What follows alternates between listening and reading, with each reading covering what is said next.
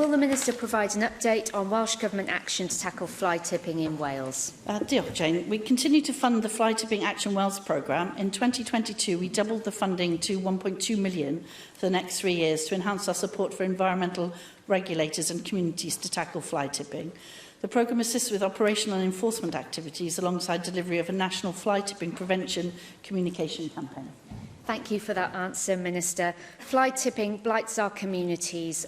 It can range from dumping household waste on a street corner to criminals fly tipping on an industrial scale.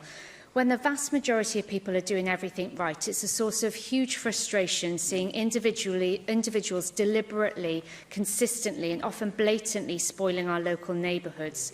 Last Friday, I had the opportunity and pleasure of speaking to children from Malpas Church in Wales Primary School. It was really sad to hear that fly tipping around their area was one of their biggest concerns, but it was really heartwarming to know how much they're determined to do their bit and influence other people. Authorities seem limited in their abilities to address the worst offenders, with prosecutions taking a huge amount of time and eventual fines not acting as a great enough deterrent. And local authorities and bodies like NRW are trying to do their best, but at the moment they don't seem to have the correct tools to effectively tackle the issue. So how can Welsh Government streamline the process of tackling repeat fly tippers so that authorities are able to act swiftly and efficiently to tackle the worst perpetrators? And will you give encouragement to my constituents in Malpas Church in Wales Primary School for their ideas and their work on what they can do and what they would like to see to tackle this issue?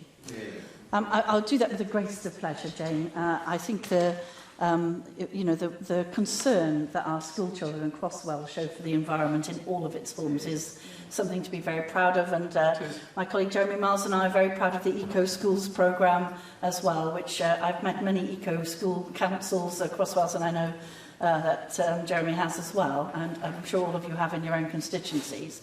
And the enthusiasm and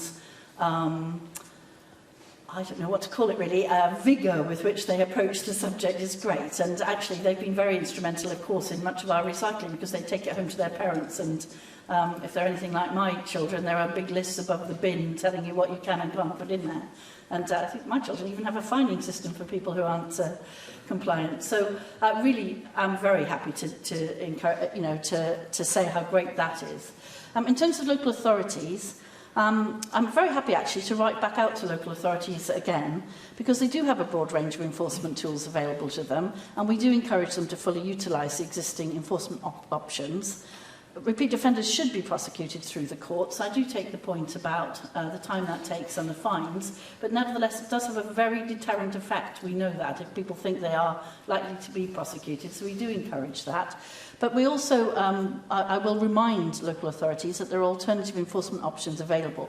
So the local authority would be well within its right to confiscate a vehicle involved in fly tipping, for example, which has a very deterrent effect. So I will remind local authorities of the range of powers they have at their disposal too.